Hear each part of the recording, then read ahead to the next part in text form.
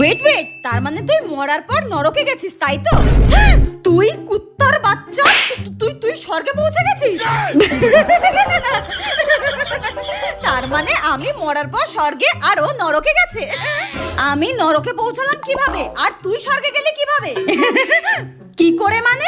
ভালো কর্ম করেছি তাই এসেছি, তোর মতো তো আর কুকর্ম করে বেড়াইনি। আর তুই তোর কর্মের ফলই পেয়েছিস। কিন্তু আমরা তো বেস্ট ফ্রেন্ড ছিলাম। এবার ফোনটা রাখ, আমি একটু স্বর্গটাকে পুরো ঘুরে দেখবো, বুঝলি? ভালো মন্দ কত খাবার খাবো, তুই এবার রাখ, ঠিক আছে?